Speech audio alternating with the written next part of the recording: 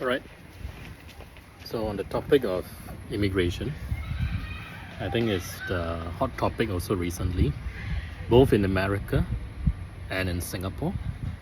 In America, because of the protests for Hamas, Palestine against Israel, the anti-Semitic protests, some of which have turned violent, very violent. So much so that the police need to be called in to disperse the crowd because they were gathering illegally. And let it be very clear here, right? Protests are legal in a country like America. There is freedom of speech, freedom of expression, freedom of assembly. But what is not allowed is when you infringe into other people's freedoms, right? Number one, because you are allowed to protest, but you are not allowed to set up an encampment. ENCAMPMENT. Every one of us learned a new word today, right? Encampment, or can also be pronounced encampment, right? Within a university, a college campus itself, it's not allowed, right? No one allows you to do that, right? I can't just set up, because encampment means like this is my territory. You cannot come in. Right, like you need a visa to come in or some permission or some sort. Like who gave you that permission, right? Protesting in groups, individually or in groups, right? Like it is not a good sight, right? Especially when it comes to my second point later, but we are still on the first point on why it is wrong, on why it is illegal. Because number one, because you're not allowed to set up an enclosure, right, within a public area, a public space. But it is for everyone to be there. It is for everyone to have freedom of movement through.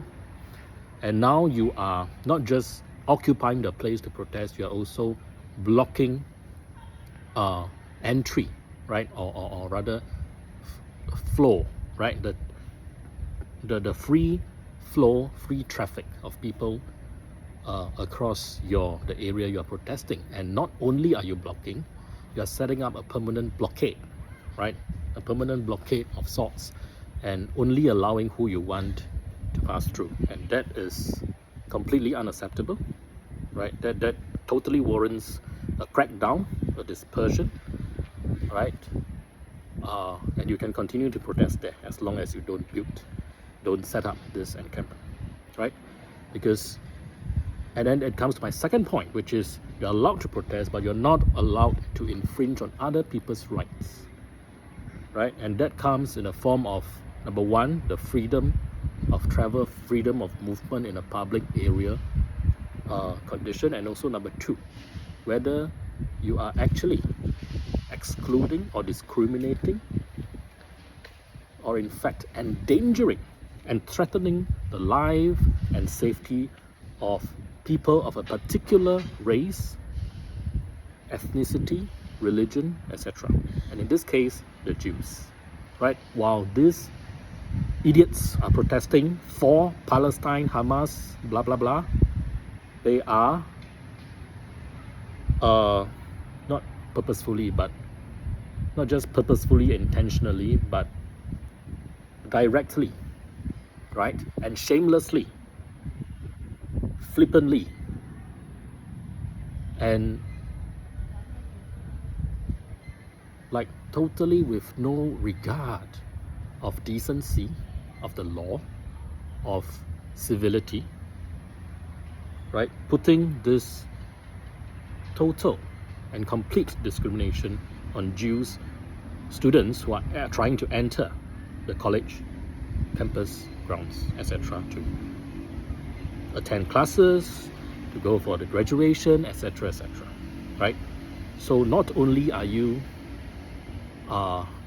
occupying the space so that other people cannot go through, which is already very bad, right? But what's worse than that, and what's not really talked about enough, although it's already talked about quite a lot, but I still not enough, right? It's the fact that there is this discrimination on a particular race, right? And it is not out of like the Jews are dangerous, they go around with guns killing people, right? It's not like because of safety reasons that you want to guard against Jews, right?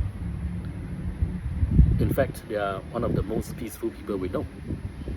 When was the last time you heard a Jew carry a gun, mass slaughtering people? When was the last time? When was the last time you had a Jew terrorist attack? And don't even get me started when people start labeling Israel and the Israel Defense Forces as terrorists. Don't even get me started, right? But when was the last time? Right? It is not as if, oh, we don't let the Jews in because they are going to kill people if we let them in. Quite the opposite. It is the people who are preventing them from going into the campuses, who are themselves very violent and themselves dangerous and themselves deserving of being cracked down on. Right? Make no mistake about it. So two wrongs, two illegalities, and the institutions are simply too slow in cracking it down. Too slow, right? We are being too civil to people who do not deserve to be treated civilly. Full stop. Right? I have nothing else to add to that. Right? Let me not mince words. Let me not mince words. We should treat good people well, and we should treat bad people bad. Simple as that. Right? And we should treat terrorists like terrorists. Simple. I don't understand why. I mean, human rights, basic human rights, definitely we should still need to take care, right? But other than that, right, above and beyond that, right, we need to protect the wider society. We need to protect the wider public from harm, right? We need to ensure their safety. Simple, right? So I don't want any excuses. I don't want any discounts, and I don't want any woke, highfalutin nonsense people telling me otherwise. Right? Put your ideals and idealism aside. Right? You can still have your ideals and idealism. No one is saying you should throw away all your ideas. No one is saying, right, your ideas cannot be aired. Right? We practice freedom of thought. We practice freedom of expression. No matter how rubbish or nonsensical your ideology or your rhetoric is, you are allowed and should be allowed to speak. But that does not mean you can go around infringing other people's right to liberty, to safety, etc. Simple.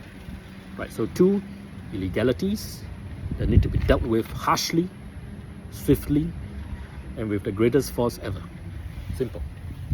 Any discount from that, any let down in terms of enforcing this is not respecting the rule of law, it's not respecting democracy, it's not respecting the Republican spirit of America or of any nation in this world who still wants to be free. Simple. Okay, so why do we want to, why is that linked to the topic on immigration? Because many of these people who are protesting for Hamas are themselves immigrants. They are not Americans, they are not even the students from these universities. They are imports from don't know where, and in fact many of them could be illegals, right, who entered the United States and many of the Western countries illegally, right? Maybe some as refugees, some as don't know what, I don't know, right? You name it. And that also links us to the open border approach by Joe Biden. Yeah. So, but why is immigration such a big thing? Because we have enough people, right, to crowd our streets of tudung wearing Muslims who are protesting for something so indecent in character and spewing anti-Semitic lines like nobody's business with impunity, because the police and the public cannot do anything to them or refuse to do anything to them, right? Abusing freedom of expression, freedom of assembly, to do something that is against freedom of assembly and any free spirit that any free society believes in. Simple as that. As I said already, you are allowed to say what you want, but when you infringe upon, number one, other people's safety and liberty, and number two, you are actually going against the values and ethos of that society itself, then there is something wrong. Then there is valid reason for that society to want to fight back against this. then there is reason for that society, for that society to want to push back, right? Because you're simply too much, you have gone too far. And most importantly, that society is not that society anymore because of these things that go against the values. And of course, values and culture is always evolving. I'm not saying, you know, we should always be the same, right? New cultures come in, assimilation takes place, integration takes place. We can adopt new cultures and new values, right? But I think for the immigration problem in the United States, because firstly, as I said, many of them are illegals, right? So that already is a problem, that people are feeling the government of the United States is not cracking down enough, is not policing the borders enough. So these people, they are illegitimate, right? Their voice is illegitimate because they didn't even enter the country legally, right? They didn't even go through the proper process of becoming a citizen of the United States, swearing to the American flag, to the American ethos, to American values, and to democracy itself, right? These people didn't even go through proper, how should I wouldn't say training, but proper processes, right? To become fit, to be considered as part of the American family, as part of the American citizenry. So this in itself already diminishes how much we should hear their voice, right? But more on top of that, these people have an ulterior motive, and these people are not, right? Because they are living in America, and if they tell me they love America, that's one thing, right? Because I love America, but I also have these ideals, I want to fight for Palestine, that's fine. But these are the same people who are burning American flags in America. These are the same people who say, I hate America. These are the same people who say they won't fight for America. Then why the fuck are they in America? Why the fuck are they allowed to enjoy whatever the other Americans enjoy?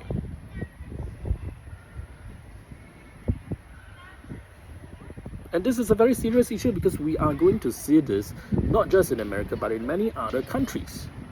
The United Kingdom, many countries in Europe, and even in Asia, Japan, countries like Japan, Singapore, because we are very open, right? In Singapore, we are extremely open, we are extremely liberal in terms of our taking in people, but we have been quite careful, I would say, in taking in the correct crowd, right? Mainly the Chinese from China, Indians from India, and somehow we are careful not to import extremists lah, to put it lightly. But even then, right, we have our set of problems which I'm going to later, right? I'm not going to leave Singapore out.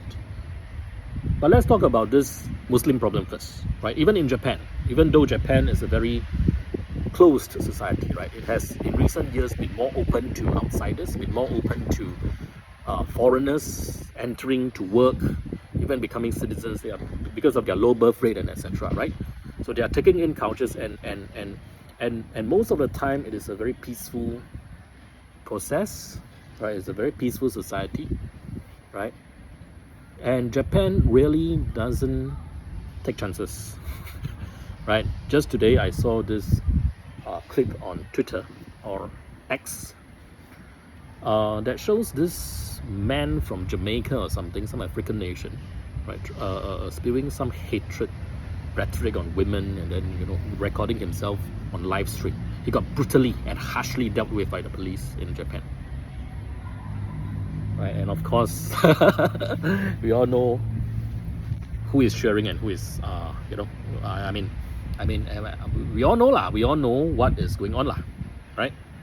Without spelling it out too clearly, right? Japan doesn't take chances on immigrants or otherwise trying to pollute the Japanese society with wrong ideas and wrong values, right? And again, that is something that the so-called freedom of speech wokes will come out and say, oh, then you are not allowing them freedom of speech. But these people are not even saying things that you liberals, you fucking liberals would agree with, right? So then you guys should be happy because the police are cracking down on someone who says something against your values. Yeah, but just because of his race, perhaps his ethnicity, his background, or suddenly he becomes the good guy, right? Just because he is perceived as weak, just because he's perceived as minority, somehow he can do no wrong, right? That nonsense doesn't get tolerated in Japan, luckily and gratefully, right? So how about Singapore? Because as I said, the same problem they are facing in America, we are facing in Singapore. I'm not going to mince words, right? Even though our problem is not so much of Islamic extremism, right? But still, we are facing a problem where a lot of foreigners, I wouldn't say they come in illegally. Of course they come in legally, and of course our government have taken them in totally legal terms, right? So no one is going to say there is any illegality in it. But at the same time, are these people also giving us trouble? Maybe not to the extent that the illegal immigrants are giving to America, but right, painful enough for the Singaporean to feel a pinch in maybe our employment, for example, maybe the way we operate in our society, maybe. Yeah, and again, I need to emphasize that it is not to the same extent, and it is nothing compared to what they are facing in the West. Okay, but still, I think it is a very valid area of concern that recently even the opposition party, the SDP, which has been known for being left socialist, right? But they are recently in their campaign launch, they have made it very clear that their focus will be on immigration and foreign labor policy in Singapore and how Singaporeans are affected negatively by it. All right, so don't take it from me, a right-wing capitalist straight activist. Don't take it from me, take it from the socialist party called the SDP. All right, yeah, so because it is affecting people's livelihoods, it is affecting wealth, equality, and etc. Right, it is affecting the livelihood of people, it's affecting our welfare. So whether you are on the left or the right, you should be united in this, right? Conservatives actually are the ones who always say it is not left versus right, it is right versus wrong. Whatever is wrong, right? It doesn't matter if you're left winger or right winger, wrong is wrong. Okay, so, and interestingly, it is always the right side saying this, because the left doesn't care so much about right versus wrong. The left only cares about I am right? And the left only cares about, the left must win, right? Whereas the right says anything right must win. So I'm very happy that the SDP, being a leftist and also quite more on the left kind of socialist party, standing for our values in Singapore, right? So why is this such a pertinent issue, even though we don't face Islamic extremism, but because we face instability in terms of our job security, in terms of our livelihoods, our welfare, and I think that is a very valid concern. And the PSP, Progress Singapore Party, has also historically been the party that has been quite vocal on this, or even though in recent days they have toned down a lot, right? So I'm very delighted to see the SDP taking up that mantle.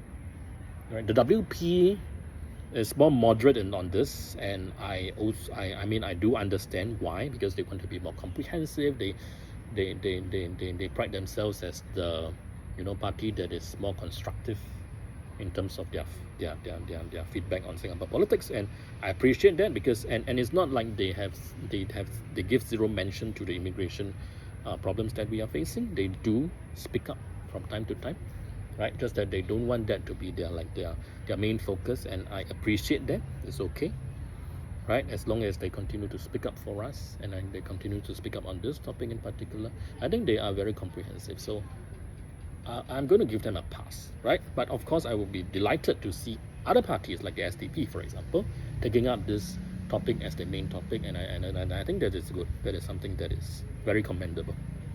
Okay, so other than job security, what else, right? I think it is. I mean, it can sound very petty when we complain about this, right? When we complain about seeing too many PRCs or Indians on the streets, crowding out our MRT trains, our buses. They behave differently. They speak louder. They take up more space. They don't queue up as orderly as us. It can make us sound very petty when we complain about these things, right? They do exist, but people don't really. And I do admit that these are not egregious areas like very huge disturbances to our lives, right? I do admit that they are quite small little inconveniences, right? But small as they are, right? They do constitute to the general idea that we think, because and every time this happens, we get reminded that our jobs are stolen by them as well, right? Our Singaporeans are disadvantaged because of the large influx of these foreign talents from China, India, Malaysia, right? And don't get me wrong. Every time when we talk about this, we are very careful to always add that we actually welcome foreign talent who are really talents, right? I don't think anyone disagrees with that. Right? I don't think anyone disagrees with that, because if they can really add value to our economy, to our society, etc., in a way that our own local population, for example, cannot contribute in that way, and they can, then why not, right? Especially when they can add to the productivity and efficiency of our economy. And I mean, we are capitalists here, right? So we are not going to say no to an increase in productivity. Even Chee Soon-juan himself says, we should increase the productivity of our economy, right? By relying less on these foreign talents who are actually taking up our jobs, by training up our Singaporean workforce more and increasing our productivity. Because he feels that actually this foreign labor thing is actually making us less productive and not more productive, right? But in instances where it does make us more productive, then definitely we should support, right? But then that's why it's always this caveat, right? We do not close the door, right, to people who are really good, right? But I think the line needs to be drawn when the PAP government, right, seems to be doing this to really erode the interests of the Singaporean, right? To really erode our way of life, our livelihoods, our welfare. Then a line needs to be drawn, right? Because it's too much, right? You have gone too far in allowing this erosion, right? And that is something we need to stand against. And I don't think there is anything wrong with standing against this. It is not xenophobia, definitely, right?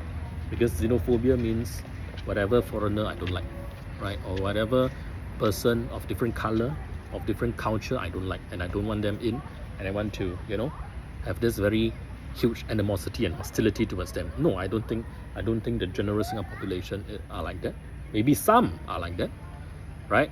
There will be pockets around because of this frustration build up, then maybe some personal individual grudges, and then they don't like PRC people, they see PRC people, they want to scold them or whatever. These are very individual things and shouldn't be lumped together with this criticism of the infringing of our rights and infringing of our well-being and stability as a people because of this influx, because of this policy itself, right? I don't think we should lump it together. It's not fair. Okay, so yes, immigration is a problem in America, it is a problem in Singapore, and let's do more to solve it.